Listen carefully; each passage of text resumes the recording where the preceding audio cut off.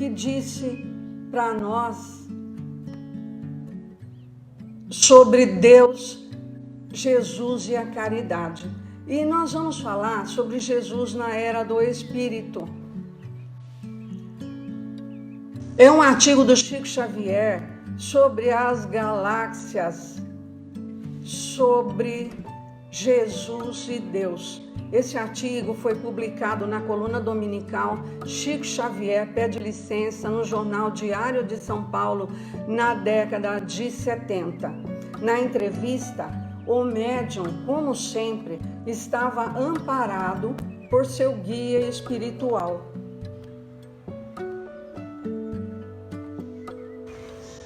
E nós vemos que mesmo amparado pelo Chico, o Chico muito amparado pelo Emmanuel, ele falava por si mesmo.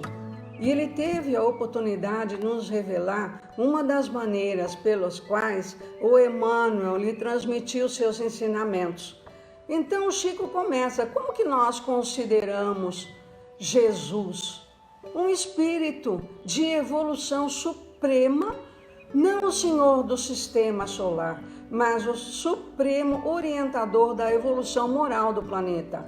E Buda, Zoroastro, os grandes instrutores da Índia, da Grécia, os grandes espíritos que passaram por nós, vieram a pedido de Jesus e foram aos poucos esclarecendo a nossa mente, o nosso espírito. Aos poucos nós fomos começando a entender o lado espiritual da vida.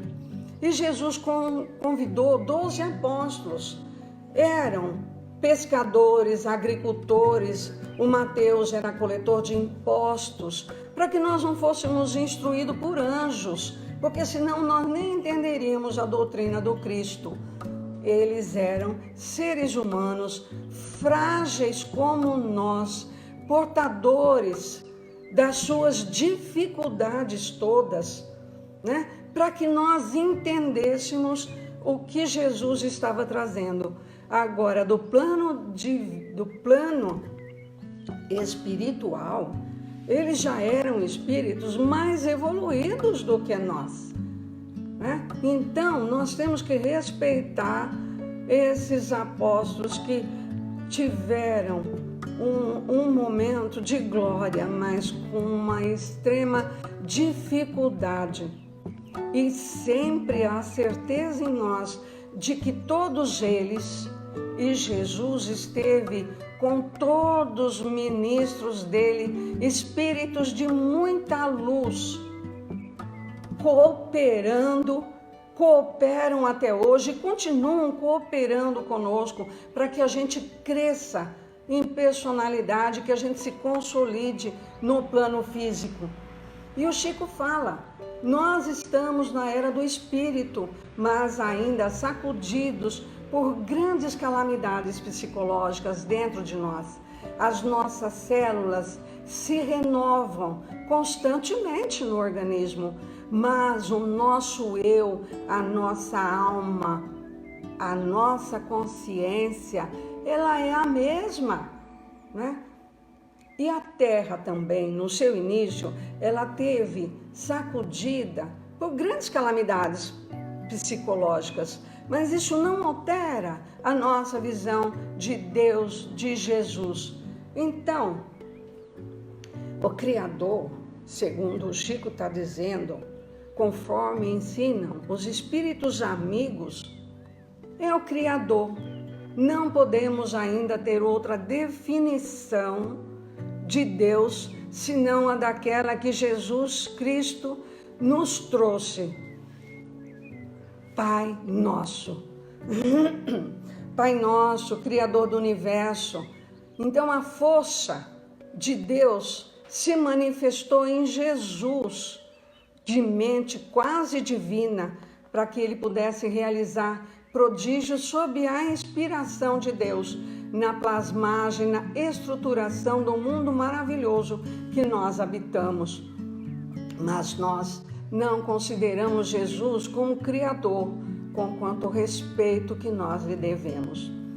E uma vez, o Cristo conta que ele perguntou para Jesus, perguntou para Emmanuel, qual a posição de Jesus no sistema solar? E ele me respondeu que eu ficasse a respeito de Deus com a expressão do Pai Nosso dita por Jesus e não perguntasse muito, porque eu não tinha mente capaz de entrar no domínio desses conhecimentos com a segurança precisa. Eu insisti e ele então desdobrou um painel à minha vista num fenômeno mediúnico. Isso que é muito importante que o Chico está falando.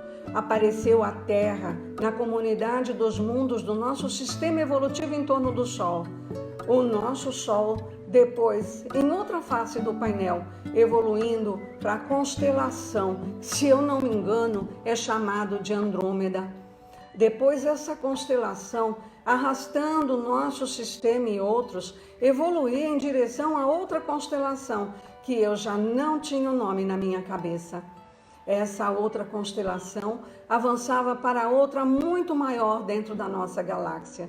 Depois apareceu a nossa galáxia imensa, como se uma lente de alta potencialidade estivesse entre os meus olhos e o painel. E a nossa galáxia evoluía com outras galáxias em torno de uma nebulosa enorme. E o Emmanuel me disse que essa nebulosa passava a evoluir em torno de outras nebulosas. Então, o Chico fala, a minha cabeça ficou cansada e eu pedi para voltar, como se eu tivesse saído de um foguete da Terra e me perdesse pelo espaço afora e sentisse uma vontade louca de voltar a ser gente outra vez. Então, ele diz que estava tudo dentro da ordem divina, cada mundo, cada sistema, cada galáxia, orientadas por inteligências divinas, e Deus para lá disso tudo, sem que nós possamos fazer uma definição. Então eu senti uma vontade enorme de voltar para minha cama e tomar um café quente. Então essa visão do cosmo que o Chico nos descreve dá uma ideia grandiosa do Criador através da sua obra. É só isso que nós entendemos, essa obra maravilhosa, todo o universo. Então, nós que passamos dos 60, a gente teve um privilégio muito grande. O Yuri Gagarin, ele disse em 12 de abril de 1961, eu vejo a Terra, ela é maravilhosa, ela é azul. Isso foi um privilégio, é a primeira vez que um ser humano trazia isso para nós de fora da Terra. Agora, nós temos fotografias exuberantes do universo, dessas naves espaciais que estão sendo mandadas para o universo. A gente tem fotos maravilhosas, mas isso é a representação de Deus, porque Deus está para lá disso tudo. Mas Jesus nos trouxe um caminho maravilhoso, uma regra áurea. Há de amarmos Deus sobre todas as coisas e ao próximo como a si mesmo. Esse é o fundamento do universo, é uma lei única, a lei de amor. Deus é amor, João define no seu evangelho, Deus é amor, e Jesus resume toda a lei e os profetas na lei áurea do amor. Amar a Deus sobre todas as coisas e ao próximo como a si mesmo. E para dar continuidade a esse assunto, eu trouxe Leon Denis no livro Grande Enigma, porque ele é uma poesia sendo escrita. O livro é muito profundo e muito lindo e dá uma imagem maravilhosa para nós. E ele começa justamente falando, Deus é manifestado pelo universo, que dele é a sua representação sensível, mas com ele não se confunde. Assim como em nós, a unidade consciente, a alma, o nosso eu, não sofre mudanças com a renovação do nosso corpo físico, porque cada célula nossa tem um período muito curto de existência e isso vai sendo renovado constantemente, mas o nosso eu continua integral, né? Então, o universo também, o universo não sofre alterações, mas Deus é a base de tudo, Ele construiu tudo. Então esse ser absoluto, eterno, conhece as nossas necessidades, ouve os nossos apelos, as nossas preces.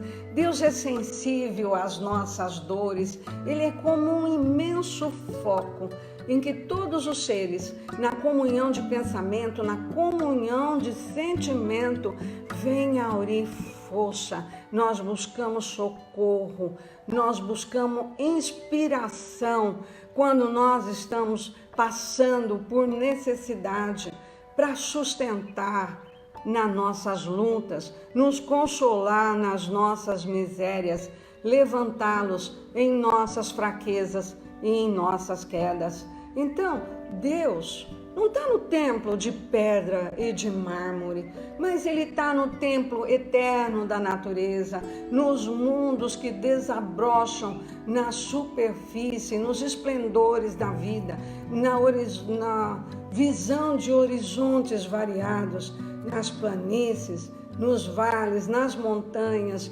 nos mares. E a nossa terra tem uma natureza maravilhosa.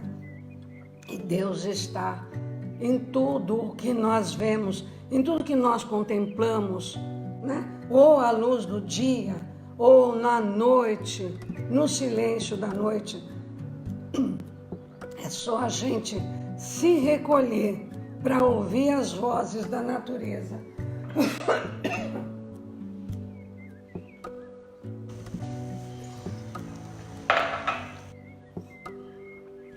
A gente precisa se recolher para ouvir Deus falando conosco, para ouvir os ensinamentos da espiritualidade, para receber a nossa inspiração. Porque o Leon Denis, ele contratava guias e ele iria para a floresta.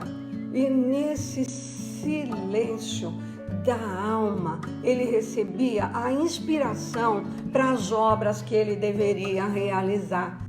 Contemplava a natureza maravilhosa do alto de uma montanha, observava as planícies, mas nós também, à beira do oceano, do mar. Que momento maravilhoso que a gente sente a natureza viva dentro de nós, né? Uma vez o Leon Denis conta que ele ficou tão embevecido que quando ele viu, ele já estava escurecendo. Então ele fez uma prece a Deus, procurou um espaço pequeno onde ele pudesse se ajeitar e ele passou a noite.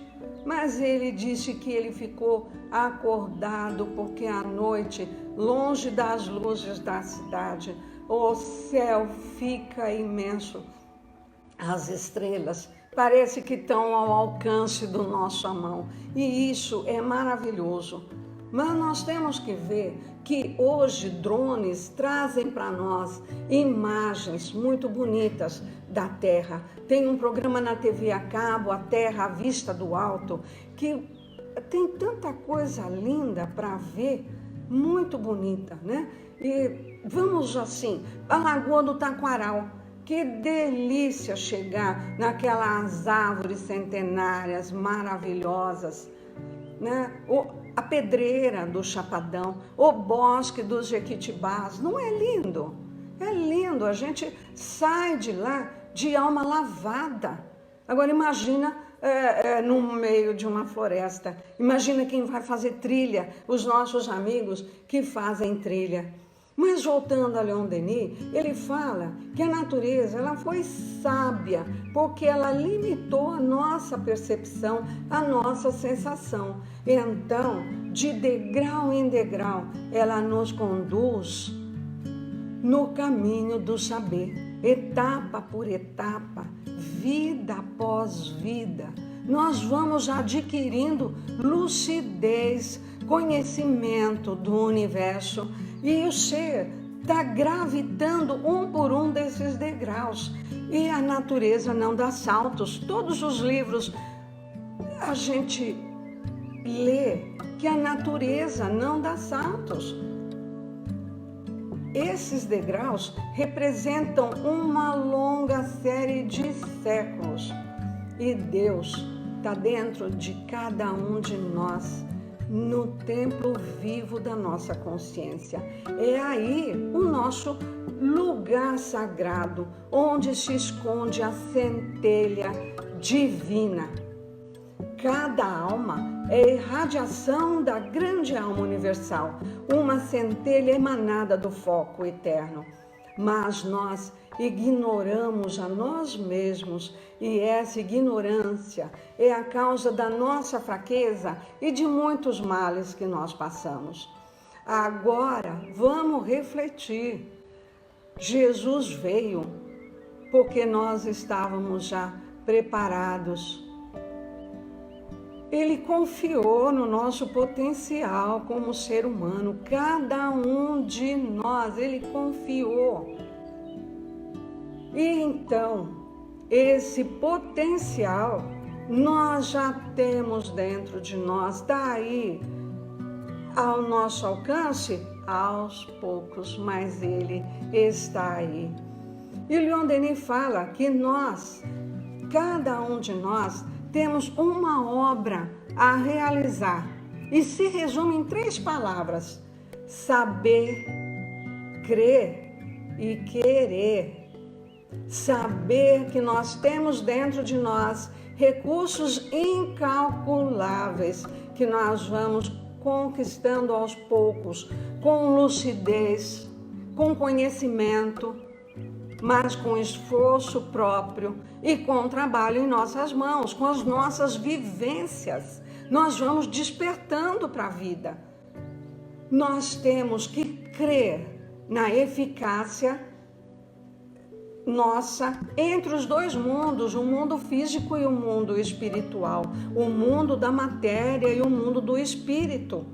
Nós cremos, nós acreditamos, nós até atuamos como espírita nos 2 mundos, tá certo? E querer o bem, dirigindo os nossos pensamentos para o que é belo, para o que é bom, para o que é grande. E nós vamos conformando as nossas ações às leis eternas do trabalho, da justiça e do amor.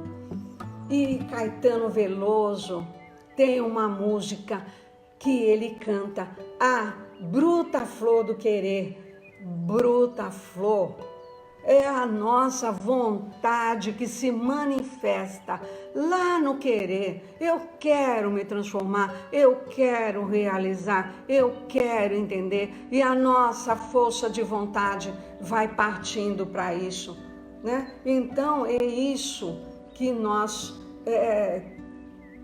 conhecemos até agora. É isso que nós vivenciamos, que nós aprendemos. A doutrina espírita nos traz. Porque saídas de Deus, todas as almas são irmãs. Todos os filhos da raça humana estão unidos por laços estreitos de fraternidade, de solidariedade. E a gente vê, a solidariedade está na flor da pele nesses momentos de pandemia. Então, o progresso de um é sentido por todos. E o rebaixamento de um único de nós afeta o conjunto. A alma humana, ela só pode progredir na vida coletiva, trabalhando em proveito de todos. E uma das consequências dessa solidariedade que nos liga é ficarmos perturbados com a visão do sofrimento de uns, né? Isso altera a serenidade.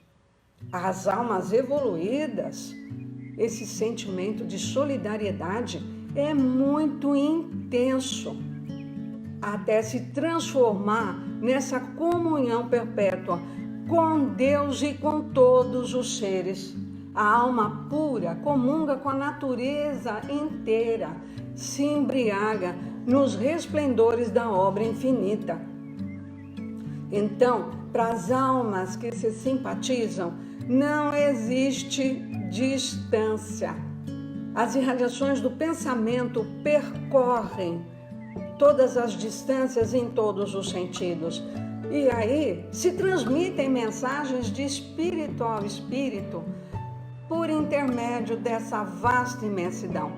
Este universo Deus povoou com inteligências, porque para que elas o conheçam, o amem e cumprem a sua lei. Ele o preenche com a sua presença, ilumina com a sua luz e aquece com o seu amor. A prece é a expressão mais elevada dessa comunhão de almas. A prece é o ato mais importante da vida. Pedi e recebereis, pedi e obtereis. Isso é imenso. Olha que reflexão que isso dá, né? É o ato mais importante da vida. Pedi e recebereis. Então, é a aspiração ardente do ser humano, porque nós sentimos a nossa pequenez, nós sentimos a miséria que está no coração. Então, essa obra de meditação, no recolhimento, no silêncio, nós fazemos a nossa prece, procuramos colocar as nossas vibrações em harmonia com a eterna sinfonia que vem de Deus. Nós elevamos a nossa alma até essas alturas, onde ela se acresce de força, impregna-se das radiações da luz e do amor divinos. A prece fervorosa escancara as portas do nosso coração, da nossa alma, e é através dessas aberturas que esses raios de força, essas irradiações de Deus penetram em nós e nos vivificam, nos deixa plenos, perfeitamente conscientes. São momentos em que nós estamos conscientes. E olha, a Alta de Souza tem uma mensagem fraterna e é sobre a prece. E ela diz: meu irmão, as preces mais singelas são ouvidas no espaço ilimitado, mas sei que às vezes choras, consternado, ao silêncio da força que interpelas. Volve ao teu templo interno abandonado, a mais alta de todas as capelas, e as respostas mais lúcidas e belas hão de trazer-te alegre e deslumbrado. Ouve o teu coração em cada prece, Deus responde em ti mesmo e te esclarece com a força eterna da consolação. Compreenderás a dor que te domina sob a linguagem pura e peregrina da voz de Deus em luz de redenção. E é muito importante nós temos essa consciência, porque às vezes nós achamos que Deus não responde. Ele responde no nosso coração. Presta atenção nos seus sentimentos, que Deus está falando por você. Como a Malu está dizendo aqui, a prece é o melhor remédio, né? É o melhor remédio que nós temos para abrir o nosso coração. Mas nós podemos também trabalhar com um sentimento elevado. O trabalho abnegado, fervoroso, devotado é uma prece que nós estamos fazendo, né? Trabalhar com essa devoção ainda é orar. O trabalho é a prece ativa de milhões de homens que lutam e sofrem na terra em proveito da humanidade. E nós Não vemos agora com a pandemia o trabalho devotado de tantos médicos, enfermeiros, pessoal da limpeza, o pessoal da coleta de lixo, o pessoal dos trabalhos essenciais para que a nossa vida continue, de farmácia, de hospitais. Esse é um trabalho abnegado, devotado. Então, esse é uma verdadeira prece. Como é uma prece? A vida do homem de bem, que está em comunhão perpétua com Deus e com seus semelhantes. Ele não precisa de forma exterior para exprimir a fé. Ela se exprime através de todos os seus atos e de todos os seus pensamentos. Então, o homem de bem, ele respira e se movimenta sem esforço numa atmosfera fluídica pura, cheia de ternura para com os infelizes, com toda a humanidade. Então, essa comunhão constante se torna para ele uma necessidade, uma segunda natureza, e é graças a ela que todos os espíritos eleitos se mantêm nas alturas sublimes da inspiração e do gênio. Que coisa maravilhosa isso! Mas, no Evangelho de Emmanuel, por que eu falei comungar com Deus? O Emmanuel comenta essa lição que está no Evangelho de João, comungar com Deus. E ele vai falando a fidelidade a Deus, a comunhão com Deus, com seu amor, são virtudes que se completam, mas cada uma delas tem a sua singularidade.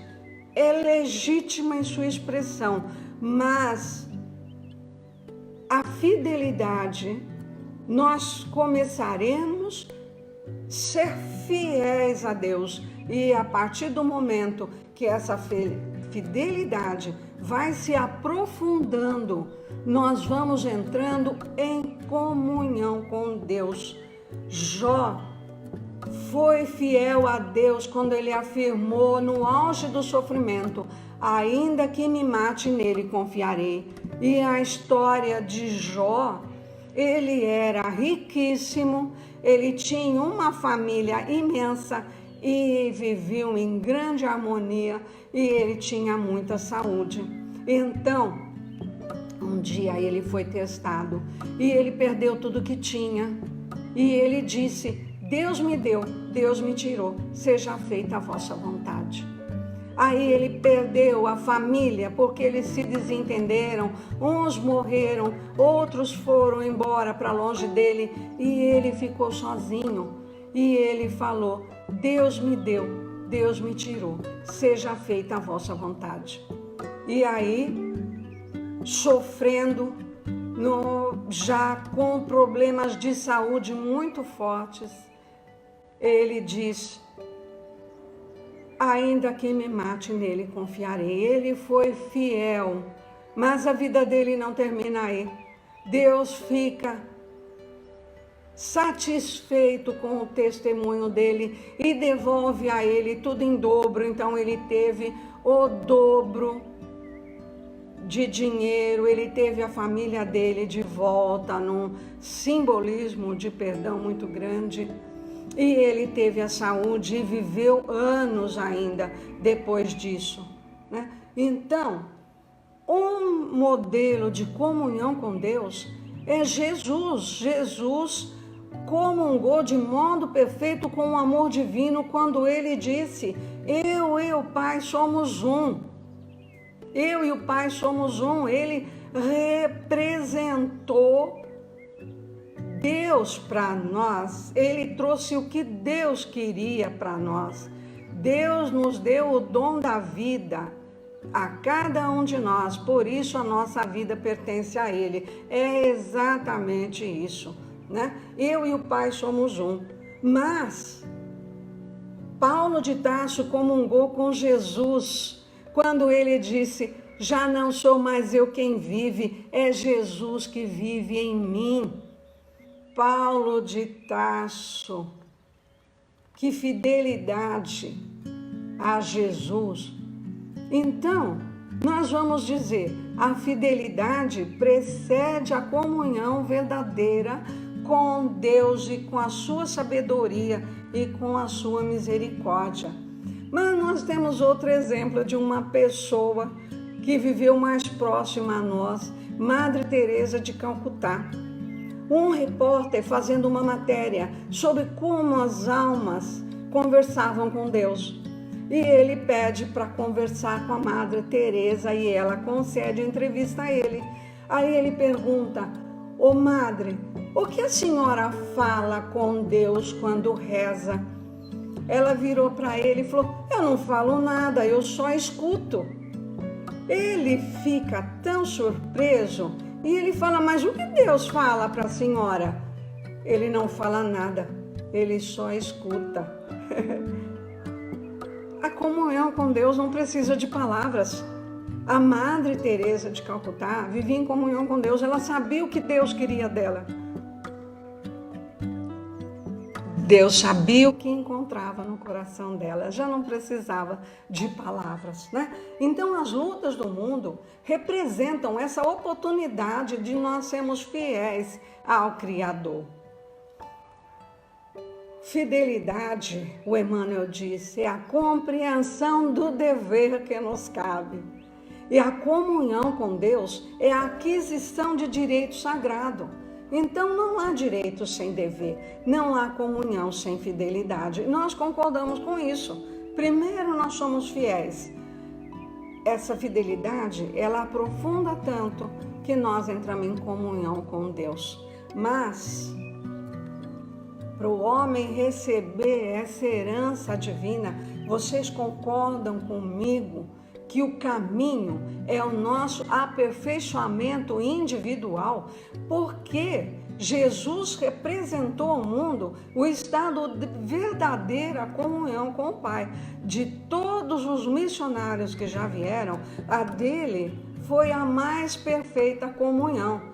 Agora, ele trouxe essa oportunidade de nós compreendermos isso e edificar isso no nosso coração.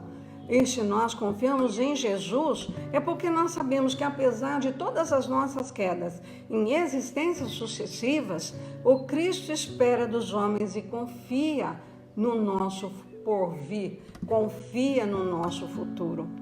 Vejam vocês que Jesus foi buscar Saulo de Tarso nas linhas inimigas, porque ele via nele a força necessária para continuar a divulgação do evangelho entre os gentios. Ele foi buscar o Saulo nas linhas inimigas. Saulo tinha aquela força necessária para isso. Então, a exemplificação de Jesus foi a de Filho de Deus na posse dos direitos divinos, resultado de uma fidelidade real. Então, ele nos trouxe que todos nós podemos comungar com Deus. Essa palavra é um convite de luz eterna, do amor imortal, a compreensão do nosso dever. A Lunalva está dizendo aqui, é isso mesmo, né? Então, no nosso benefício, uma reflexão, uma meta para nós, além da reflexão, né, é sermos fiéis a Jesus e a Deus desde hoje. Desde hoje. Porque o próximo, nós já sabemos, é a ponte entre nós e Deus. Jesus disse: eu sou o caminho, a verdade e a vida. Ninguém vem ao Pai senão por mim. Então nós já temos o caminho, o nosso esforço, o nosso querer.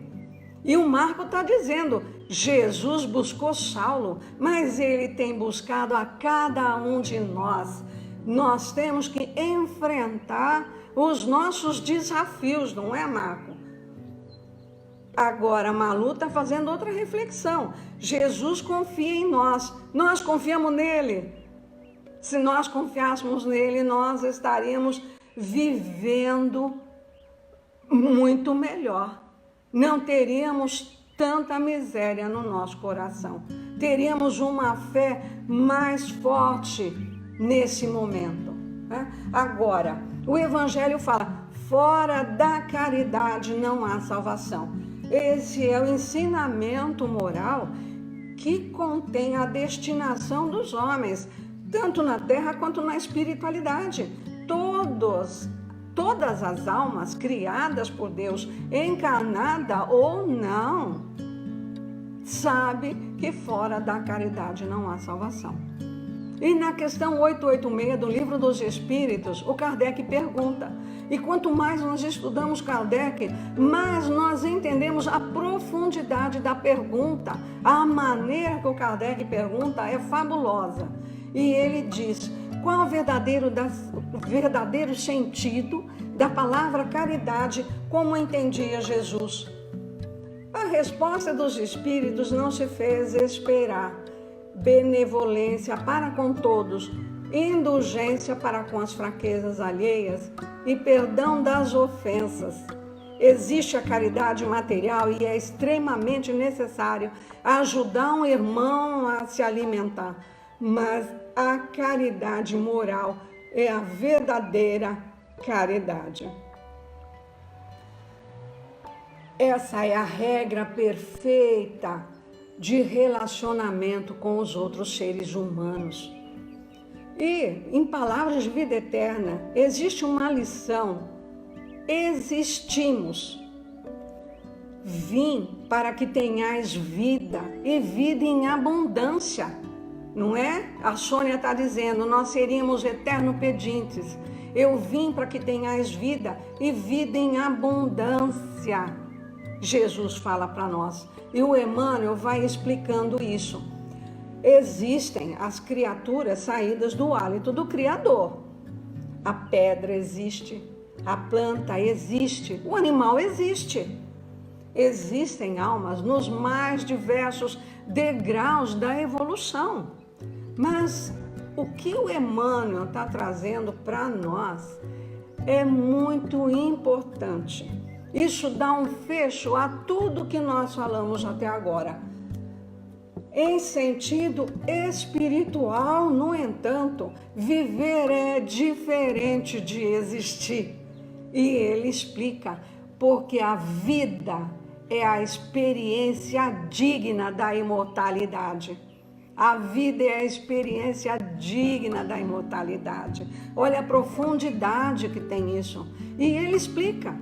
Nós usamos a palavra falada, escrita, nós nos comunicamos até por símbolo, por libras, tá certo? Mas o que nós estamos levando para as pessoas? Nós estamos levando consolação, nós estamos levando harmonia. Um escritor que escreve sem proveito, que leva negação, leva crueldade para as outras pessoas. As pessoas que falam, a maledicência. A gente destrói o nosso cérebro. Então, os jornalistas que usam a palavra, o que ele está levando? Ele está levando a verdade, o consenso. Ele está levando a realidade. Ele está levando a harmonia, está levando leveza para quem lê, não é? Ele está levando conforto. E numa casa espírita, o orientador está confortando um ser humano que chega cheio de sofrimento. Isso é maravilhoso. Um instrutor, ele está desvendando a doutrina espírita para os seus alunos. Um passista, estendendo as mãos para levar harmonia, levar equilíbrio, passar suas energias para confortar aquele amigo, aquela alma em sofrimento. Numa reunião mediúnica, você está acolhendo um assistido com o melhor das suas palavras. Agora, você está levando esperança. É qualidade de vida que você está dando quando você está levando esperança para outro ser humano. Isso é na casa espírita que eu citei, tá certo? Mas e no encontro de amigos, Que coisa maravilhosa, edificante.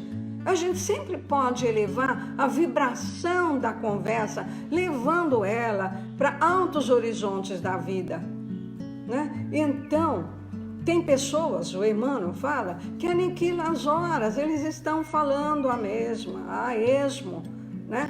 Então é o que o Marco Cairala está falando, construir a nossa psicosfera com otimismo e esperança é uma autocaridade, e caridade para as pessoas que nós estamos conduzindo, né? Que interagem conosco.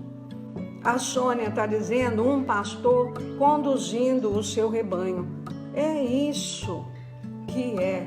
Então Emmanuel fala, observa o que você está fazendo, porque o berço confere a existência, mas a vida é obra nossa.